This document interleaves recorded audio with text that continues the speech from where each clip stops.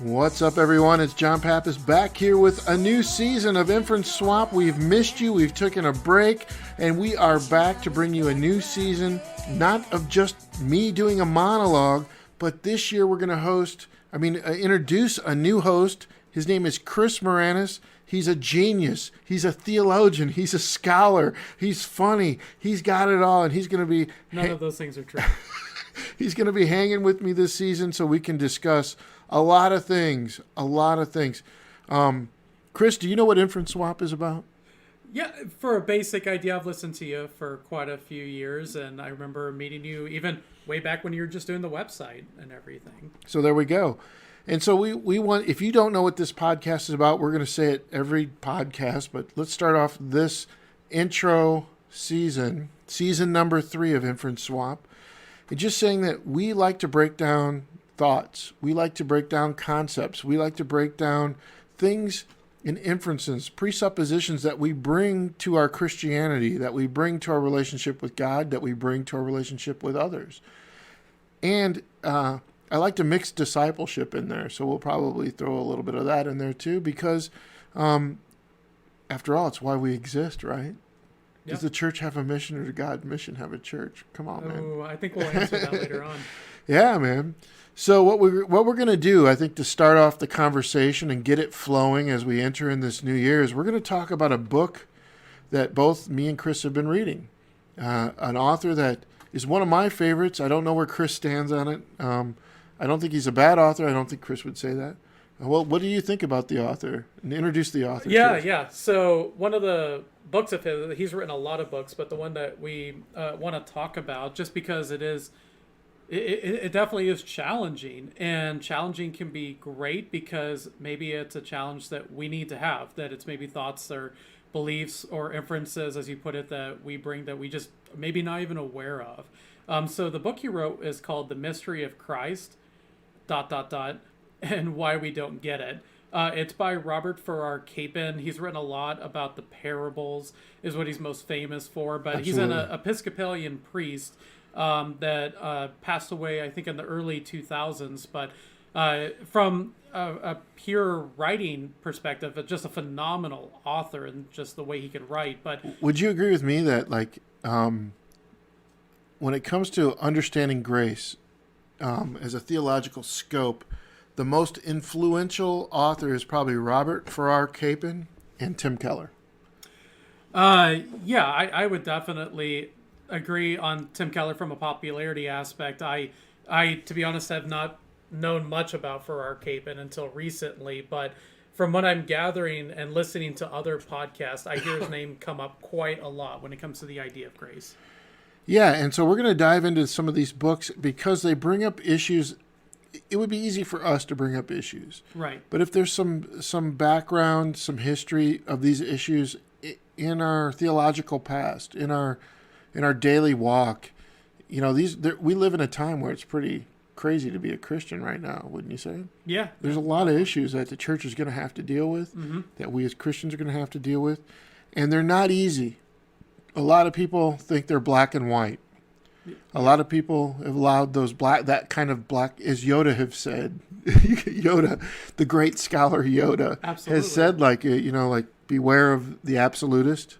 You know what I mean? Right. Nothing is as easy as it sounds. And if you're not willing to, like, at least explore that understanding, then you're probably not going to get along with me too well. I don't know about Chris, but I don't see you as an absolutist. Do you I try not to be. That's yeah, for sure. I mean, I think we both, this is one of the reasons I wanted to have Chris on this podcast, is because we both seem to look at issues theologically, or even in books like these that bring up cultural issues and deal with it from a theological perspective, as, like, we want to look at the full round of it and see where we land. And so we could do that in our own personal time, or we could just do it in front of everybody in the whole world and see how that works out. You know what I'm saying? Well, we talked before. We have these conversations a lot, and it's like, why not allow people to maybe be a fly on the wall and hear it themselves, and they can judge whether we're crazy or maybe onto something. Yeah. So, like, in this conversation, why don't you give me a little bit about your past? Sure. Yeah, just a real quick little testimony. Yeah, a little quick history. That's a Christian thing to do. Yeah, that's right. Yes, absolutely. Yeah, quick history about me. I did not grow up in in a church going home. I would say definitely my parents would say they believe in God and everything. But we did not go to church. It wasn't pushed on me. It also wasn't pushed against me either. It was just something we never really talked about.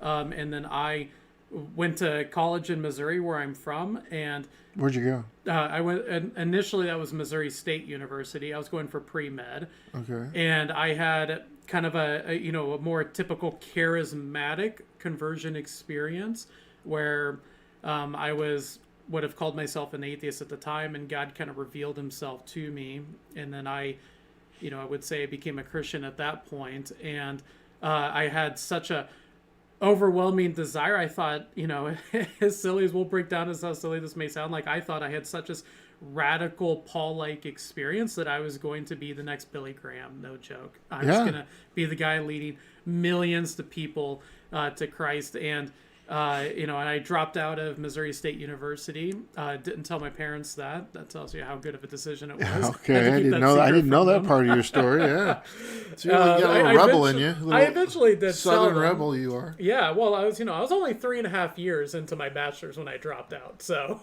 Oh, really? Yeah, and then I enrolled at Evangel University, your alma mater. Yeah, and. Pursued biblical studies to become a pastor, and I think like a lot of people, when I got done with college, I was more confused than when I came in. Even after going to Evangel? Yeah. Wow. Now that you've never said to me before. Now what's the cause of that? Well, I walked in, I mean, you've had some time to reflect on it. Like what made you think, wow, I don't know where I land on some things? Yeah. Well, so it'd be 8 years ago. So I graduated in 2013. I'm 31, going on 32. And I would say I walked into Evangel again thinking that I was going to be a pastor. I had it all laid out. This is what it was going to be. I was going to go to seminary, do that whole traditional path. And I got into my very first class, and the teacher got up and said, if you're here and you think it's because you want to be a pastor, we're going to strongly encourage you. Maybe that's not the right thing. Really? Yeah. And it's like, hey, if that's... Who is that? I honestly don't remember the past. He's a younger professor. So, okay. But it was just kind of a basic intro to university, okay. For biblical studies side of things. And so I wandered through it, just found out that I had an absolute love for devouring the scriptures and devouring the historical context of things. And I thought, hey, well, maybe I would go on and do a doctorate in apologetics or something like that. And, we've talked quite a bit about that. Absolutely. And, when I got done with college and I graduated, I was, already working. And so I just continued to work and, just ended up pursuing that path and never ended up actually, doing anything on the apologetics side from a professional perspective. Right. And that was something you were really passionate about. Absolutely, yeah. And that's where how I sort of met Chris. Right. Is we both have this like inner passion. I think we still do. Yeah. I think we've learned to put it in its place. Absolutely. About apologetics, and this is where our disciples, like when we've had many conversations about discipleship, and how I feel about that. I'm pretty strong about it. If anybody's listened to my past podcasts, I'm pretty strong about discipleship. And where have you sort of landed when it comes to apologetics and discipleship? Like if I was going to pull you aside off this moment, this day, today is where you stand. It may change in the future. Mm-hmm. I know it's changed in the past. Where are you today when it comes to discipleship and apologetics? Yeah. Well, I think, I can explain where I'm at now, but I think it'd be good to maybe explain a story to kind of share where I used to be on it. And so I was definitely we got some time, so yeah. So I was definitely one of those people that I was absolute gung-ho in apologetics. It was I had this perspective that the world was fighting against the church, and it was our mission and our duty to be well-read and to be able to defend the faith. So you wanted to win all the arguments? Basically, yes. Yeah, it wasn't about it masqueraded as love, but ultimately, for me personally, it was all about winning arguments and one-upmanship. Now, I'm sort of interviewing you here, right? Right. So this is my question to you, because I think this is sort of funny, because I sort of know the answer to this. Right. is how many books do you think you read in apologetics to prepare for what you were, as you were preparing to take on the world? Yeah. Every major university. You wanted, I mean, because I've been here too, so I'm not making funny because, Right. let me say this, I wanted to do exactly how you're thinking. So, but it's good to see, I've said this stuff before. So as you were preparing to take the entire world on who you think is going against Christianity, how many books do you think you read? I have no idea how many like full books I've read. Of course I read, watch a lot of YouTube and read a lot of articles, but I would say easily over 100 books. Yeah. No.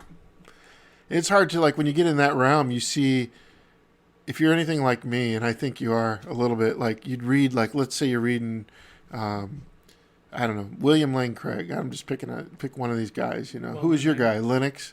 Yeah, Linux or JP Moreland. Okay, JP Moreland. And JP Moreland references a book. This is how they get you. Right.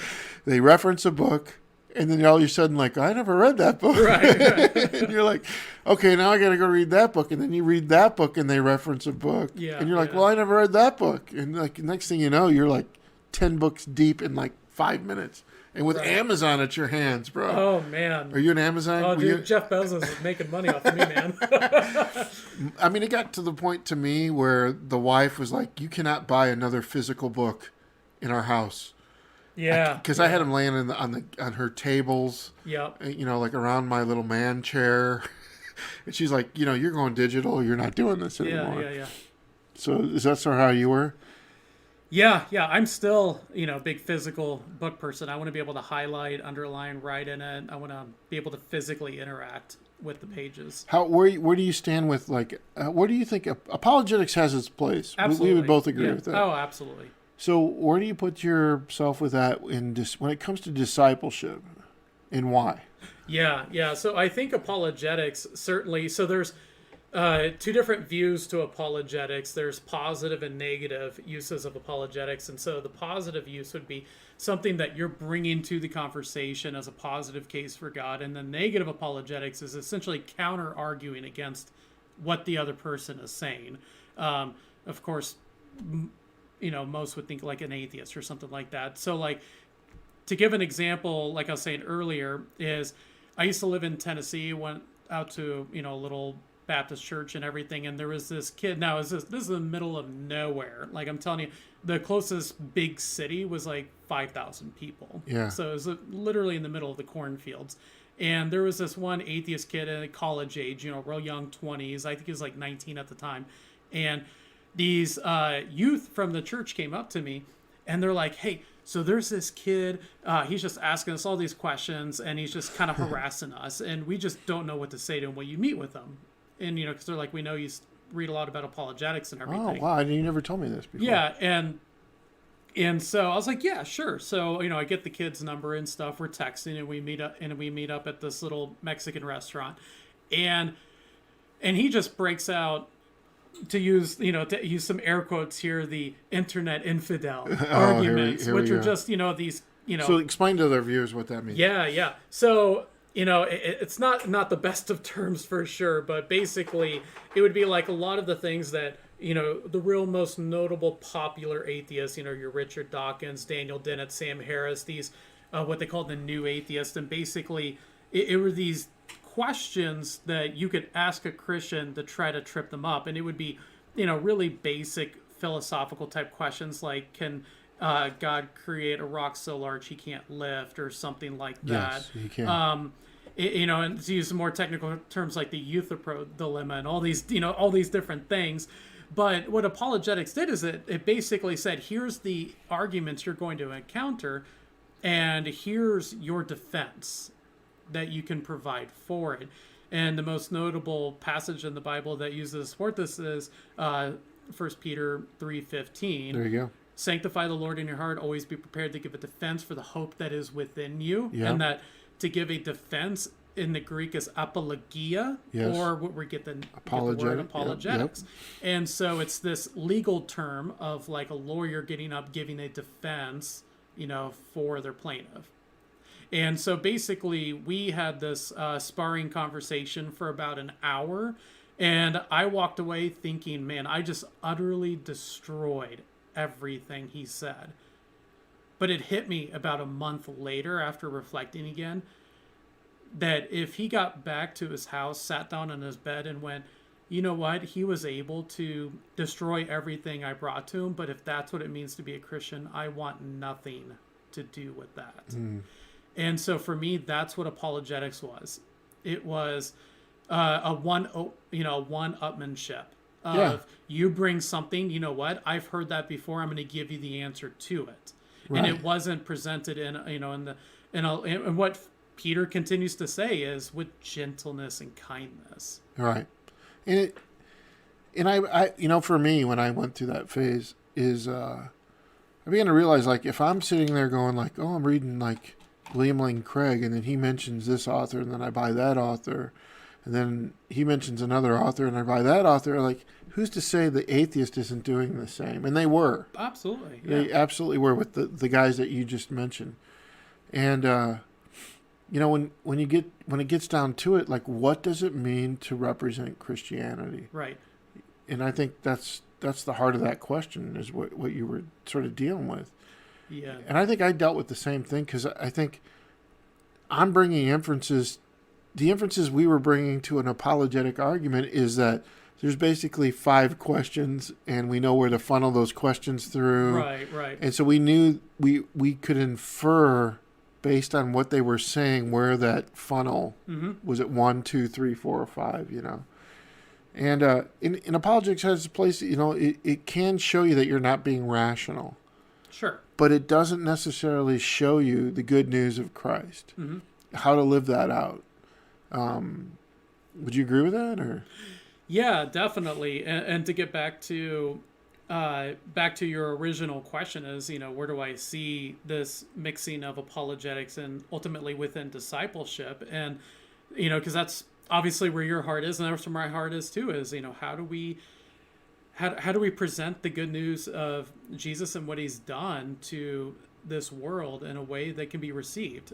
And I think definitely this is where apologetics can be handy, because if people have been steeped in arguments that they use to say, well, because of this thing, I can't believe in God. Well, apologetics can be helpful to kind of tease that out, like you said, a little bit, to see, well, is that really rational or not? But ultimately, I would say apologetics, to use some of the arguments of like John Lennox and things like that, he would say is that apologetics can help you kind of chip away at the wall that people have around their heart to God. And that's it. It's meant to help break down that barrier so that you can then begin the discipleship process, and to where they can actually begin to hear that message and not be immediately offended and push away. Yeah. And I don't think it does that well. That's my opinion. Like, when you get, let's say you do convince somebody of whatever, like, what does an apologetic discipleship thing look like? You know what I mean? And how does that live out? But anyway, so we got we don't want to make this first podcast extremely long. We got like 10 minutes left. So let's talk a little bit about this book and what we think it is. And I'm going to let you explain it, because I want people to hear from you a little more than me today. Sure. What is this book that we're asking? So we're going through The Mystery of Christ by Robert Ferreira Capen. I recommend it. Do you recommend it? Yeah, absolutely. I recommend it. It is challenging. Would you agree? Absolutely. So like, I know we don't want to get too far ahead of ourselves, but like, so far, why don't you give a little synopsis of what we're getting into as we approach the next few weeks? Yeah. So I think that, so what Ferreira Capen is definitely trying to reach out in the book here is that, so the mystery of Christ. And so just a real quick technical jargon for it. So mystery comes from the Greek word mysterion, which is where we get, obviously mystery, but it also denotes like a secret. It's not some like hidden mysticism that we need to get to. It's just basically what he's trying to say is what Jesus accomplished on the cross is a mystery to the world. And that gets more into this idea of, we expect, like what they did is that this amazing conquering king that would be visible to all, but actually it appears to be very hidden and very secret. Yeah. And that's what Ferreira Capen's kind of getting into, is that here's this mystery of who Jesus is that is in the world, not in some ethereal place like heaven or whatever that is unattainable to us, but it's actually in our physical world, to quote him, and how we can actually be able to see that and come to it through the scriptures and let that enliven us. Yeah. And so I think why Capen is so, I don't know why he's not known. Let's say this up front. Like, the guy was this great pastor and he made a mistake in his life. Yeah. And I don't, like, the church does not do good or well with those who make mistakes. Right. But that did not mean he wasn't brilliant, that he didn't repent. And I think in some ways the mistake he made drove him to ask some serious, serious questions, which led to his writing. Yeah. Would you agree with that? Or I don't know his full history, but that's certainly what have gathered from it, for sure. Yeah, and so when you're talking about a master of, if there's such a thing as a master's in grace or a doctorate in grace, this is the guy. Now, that doesn't mean, I don't know what's 10 chapters ahead, right? But I do know, like, for the most part, I align with him. He challenges me, and he's going to challenge our listeners. You were mentioning, let's just do this real quick. Sure. You had a question that was in the first chapter. Yeah, why don't you explain what the book is like so we can, for our listeners, and then we'll get into the depth of those things next week. But, like, what is the book sort of like each chapter? Yeah, and this is speaking definitely to how good that Capen is as a writer. And so he even says up front, you know what, I can get into the deep theological weeds, but I think it would be, honestly, to quote him, more fun to have a dialogue within the book. And so how he sets it up is every odd chapter, so chapter 1, 3, 5, whatever, is his interaction with somebody at his church or whatever, typically through a counseling session, or like one of them is after one of his services he preaches. And so it's just basically his dialogue, and he says, just be a fly on the wall. Just listen, hear, don't bring anything to it, just listen. That's all I ask you to do. Yeah. And then the next chapter, your even chapters, would be where he says, now you get to be a part of it. And so what he's doing is already anticipating what are maybe the questions you have, what are the pushbacks that you may have, and I'm going to address it. But again, he does it in such a brilliant way that he doesn't just say, well, here's your answers. He actually brings in fictional characters. Like 5 of them, right? Yeah, fictional characters. Yeah, I think 5 of them of different backgrounds. Yes. And then they are actually interacting with him going, hey, why do you keep saying this or whatever? And he can say, well, hold on, let me address this first or whatever. Yeah, and so it definitely comes off like you're just, like someone just hit a tape recorder and then they're just transcribing everything they heard on the other side. Yeah, and so, like, through these 5 people, like, what you're going to hear is we'll describe the chapters of what's being said and the challenge that's presented. And then it's these 5 people that would ask questions me and you would ask, like people that saw this or what. If we were a fly on the wall in that counseling session. Right. And we heard what the way he responded with our upbringing, with our denominational thinking, with our theological, whether it's the 16 fundamentals or the creeds or whatever, like with all that in our historical background personally, that's how we're going to respond. Yeah. And then what does that say about grace and the mystery of Christ? Is that where we're at? Yeah, I think that's what he's getting at. Now, do we have an example in there? You were showing me a little example in there, like you were. Yeah, I thought it'd be good to just to give a kind of tiptoe into the water, so to speak. We'll just start with a question for you. So, and this goes along with just the focus of your podcast, which are what are the inferences that we bring? Yeah. And so this is going to touch more on like what are the inferences that we bring to our idea of what a pastor is and what are they responsible for. And I thought it'd be a really good question for you because, well, you used to be one and you still are, but you used to be one at a more what people would think of as a traditional institutional church. So the question is, what is a pastor?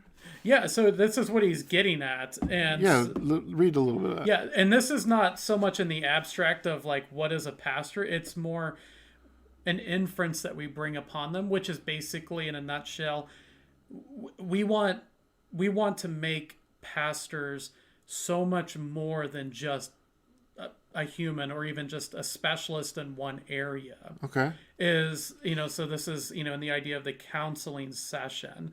And so I love it. yeah. So this is basically coming off of it. He just had a counseling session, Yeah. with a woman. We don't want to get into that yet. Yeah, not to give any of it away, but that's just to kind of help set my question up here. Okay. So I'm just gonna, I'll just quote it from the book and, let you kind of run with it as someone. This is your experience, your personal experience. So hopefully we won't lose anybody from the get-go. Yeah.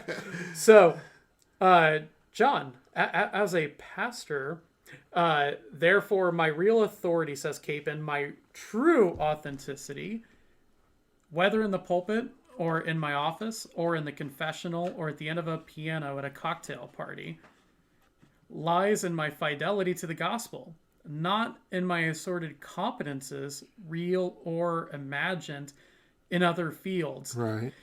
And so what he's getting at there is that in his counseling sessions, it seems like people want to just infer, because he's a pastor, that he's a psychologist, that he's a licensed counselor, that he's a marriage therapist, all these different things. And so, like he's talking about, do you feel like that's, when you've done your counseling sessions and everything in the past, do you feel like that's the impression you got?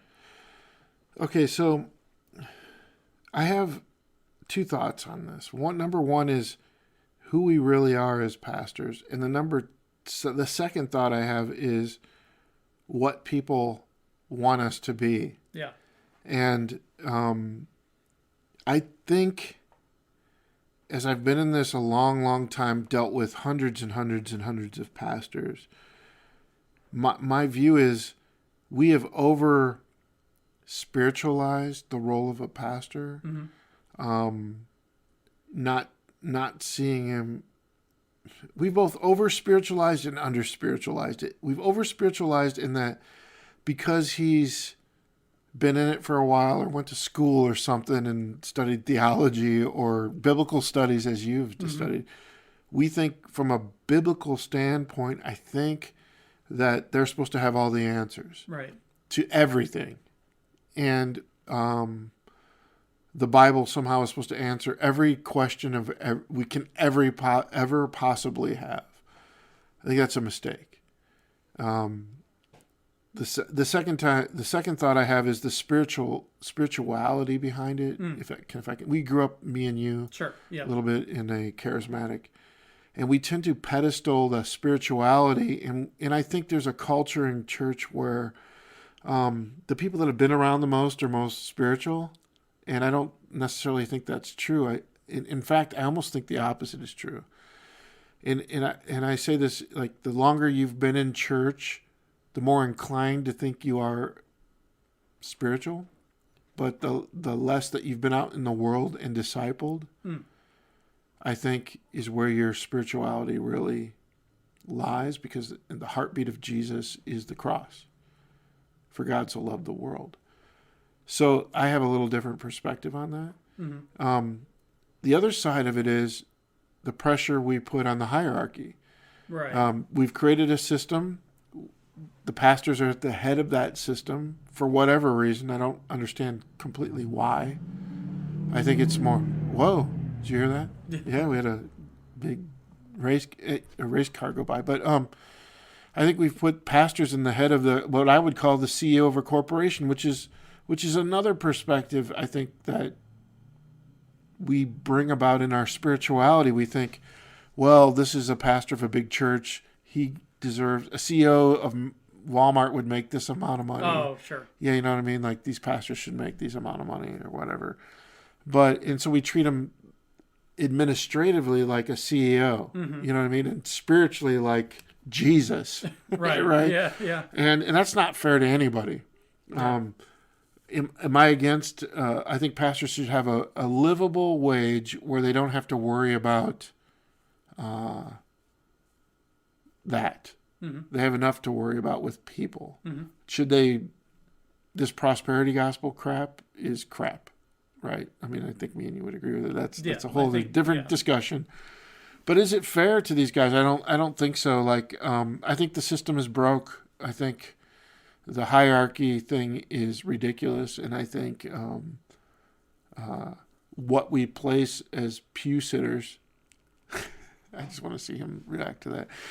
As pew sitters, we want our pastor to be everything. Mm-hmm.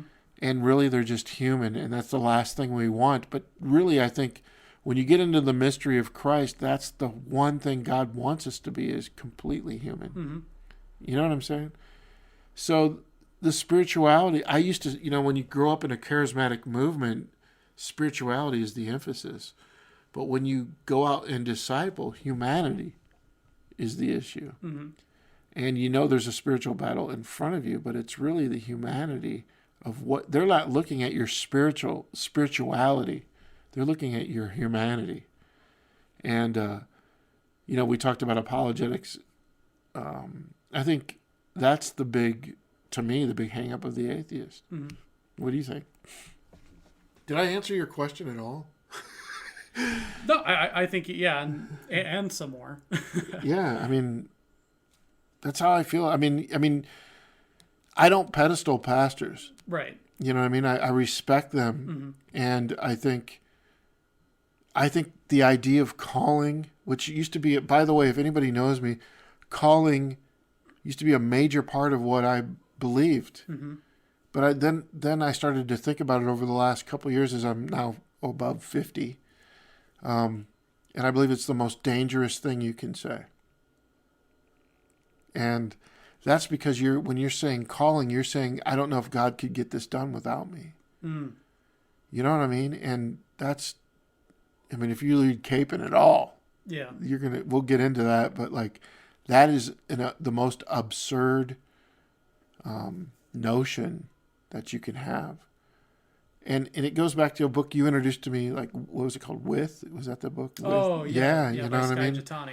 Yeah, like where you're making these sacrifices mm-hmm. for God, and they're like, wait a second, didn't Jesus make those sacrifices? Yeah, the life for God, yeah, as he calls it. Yeah, and I've fallen prey to that. And so there's a lot of elements within the Christian culture that are great, and then there's a lot of elements that are very, very dangerous, mm-hmm. and just will never, ever be accepted in the world outside that culture. And this is why I believe this podcast is important. It's up to you and I to try to spot those things and work through them with people, not necessarily to put them down, which I'm more likely to do because I've been in this longer. I've seen the ridiculousness side of it, and I've seen the sincerity of mm-hmm. it. Yeah. And me and you've talked about your pastor, and I don't want to bring up his name, but he seems like a very sincere guy out there. And there's a lot of guys like this that are doing it for the right reasons, mm-hmm. but they're caught in a system. And there, see how he paused there? But they're caught in this system. And then there's some guys that, I don't know what they're doing. Yeah. And we like American heroes. We like our Davids, that have slain the system and using it for whatever. But right. So I hope I answered. Did I answer that question? I don't know. Yeah, no, I think so. It's good to hear your perspective, and this is why I think. What's your perspective? Yeah, this is where I think this podcast, like you said when we were talking beforehand, that we are going to have some disagreements, and that actually makes for a better podcast. And so what I think is good coming from two different perspectives is that you used to be in the church cultural experience, or however you want to label that, and now you're kind of doing what you would call missional community, or there's some different terms for it, sure, and things like that. And so I still attend a more traditional church. Like we have a physical building, and and we obviously have a pastor and associate pastor and things like that. And I would say from everything that I've seen is that there are absolute challenges, and there's some deficiencies that go along with that. But I think for the constraints that they have, they're trying to do the best with what they have, and that's to reach the people that, that they're, responsible for. Responsible for. Mm-hmm. Yeah. Okay. And who are those people? Well, I would just say, yeah. Those, see, this is how this podcast is going to go. Right. No, like, sure. Who are those people? Yeah, I would say maybe responsible is probably not the right word. Obviously this is live. No, I think, so we haven't. You know what? It's not about. I'm going to challenge you. You're going to challenge me, and that's how this podcast is going to go. But I think that word is a normal construct of the institution itself. So you would say maybe an inference. Yeah, it's an inference. Like, I'm asking, like, who are those people that we're, quote, responsible for? Yeah. And, let's see what you got to say on that, homeboy. Welcome to the podcast, Chris. Yeah. I'll put you on the spot right away. No, and, no, it's good. Me, I don't, I don't back down from the challenge. I'm not and there's clearly differences we have on some things, and that's fine. And I'm not going to sit here and tell you, like, I have been in it for a while. I've been doing this for a while. Right. And there's some things I'm jaded on. Mm-hmm. Oh, absolutely. I don't think for wrong reasons. But, the older people are a little wiser, Chris. So, but my goal isn't, I don't think the goal is to, like, go, like, everybody leave church, or everybody hate your pastor, or everybody, don't believe in Jesus anymore because, these 10 things are wrong with it. Mm-hmm. But to me, it comes down to, what are we going to do with this thing? Yeah. No, I think that's really good. And it's something, we kind of touched on a little bit before, is that, are we people who just want to sit and listen indefinitely for our lives, or do we want to respond to what Jesus actually asked us, which is to follow me? There it is. And this is why we want to, I think it's a safe route going through books to talk about issues that are tough issues that me and you talk about off the cuff, off air a lot. And I think this is going to be good for those who, if you're seriously discipling people, like, you're not sitting in church every freaking week and listening to just a multitude of endless cycle of sermons. You know what I mean? And you're actually wanting to reach people for Christ. You're going to deal with some stuff. Mm-hmm. You're going to deal with their inferences. You're going to deal with challenges. Would you agree with that? Yeah, they're human. Everyone's got their own stuff they're bringing, and so, to kind of quote, the old book of the Slowdown book, from our buddy Reclaim. Tony Sorcy and everything like that. That was before they became Reclaim and stuff, which is, are we going to love the person enough that we're going to slow down and enter into their life and be able to wrestle with those issues, because sometimes those issues don't get brought up until year 2 or 3. Maybe, yeah. I personally think this is very subjective what I'm getting ready to say. Mm-hmm. I think when you actually will slow down with people, have a couple drinks with people, have some food with people, like you get them out of wherever they're. If you're hanging out where they're hanging out, I think they're going to tell you what they believe right away. Within the first 10 conversations. Mm-hmm. And the question is, how will we respond? And Capen really brings that out. And I think the question you asked me because let's take it from the perspective of the book that we're going to be talking about, which is like these 5 people, there's a counseling session, 5 people are going to challenge his answers from 5 different perspectives. Right. And you're going to hear from them all. And that's very much pastoral. Yeah. Right? Because you could, I've been in pastoral ministry where you could say the absolute perfect thing to that person at the time, but the person overhearing it is absolutely offended. Yeah. You know what I mean? And to me, if you really get it, that's very biblical. You know what I mean? And we're going to get into some of that. Would you agree? Yeah. Yeah.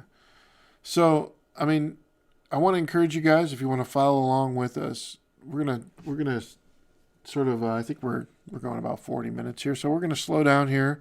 We're going to get out of here. But if you want to follow along with us, I want to encourage you to read The Mystery of Christ with Robert Ferreira, Capen. We're going to be talking about, there's some serious issues in this book. We're going to try to work our way through them with both our upbringing, with our theological upbringing, with our apologetic upbringing, and see what it brings us, right? And see the inferences we actually challenge each other to. And Chris and I are pretty good friends, but we're trying not to talk about these things, which is very easy for us to do. We could literally talk about these things for hours. Right. And we have. Yeah. And so we're going to try to not do that off air. You know what I mean? We're going to try to bring this. So we're going to try to bring this to you guys once a week. And so, again, I want to encourage The Mystery of Christ by Robert Farrar Capen. You can get this book at Amazon easily. Yeah. I don't think, yes, there is a digital copy because I own I'm digital, which I'm old and I'm digital and you're young and you're physical. But I can do everything all the highlighting I can do as simple as he can. I don't have a wife that comes to me and tells me to get rid of all my books. So. Yeah, it's true. I had to move because of my missionary work, and you don't want to carry about 500 books That's with true. You. You know what I'm saying? That's heavy, man. And I'm old and fat. So let's close this down. Anything you want to say as we're leaving? I mean, what's your expectations as we're getting out of this? Yeah, I think there's just going to be good conversation. And the one thing I've said before that I love about Capen is there's a lot of times that I have to read and I just have to walk away and maybe go for a walk or something and just think through what he just said, because to me it just strikes so counter to everything I've heard. And, I got to sit down and wrestle. Do I still disagree with him, or is he on to something? I want to say thank you for saying that, because I forgot to say that. And I think we don't do that as Christians enough. We need to wrestle with what's happening. We need to wrestle with these issues. We need to wrestle with them theologically. And may I say more than theological, discipleship-wise. And so, because, we're supposed to be reaching the world for Christ as image bearers, right? And so, anyway, we're going to leave you with those thoughts. I'm really glad that Chris is joining us this, and hopefully the rest of the time we do Inferenceswap, and we'll see how this evolves.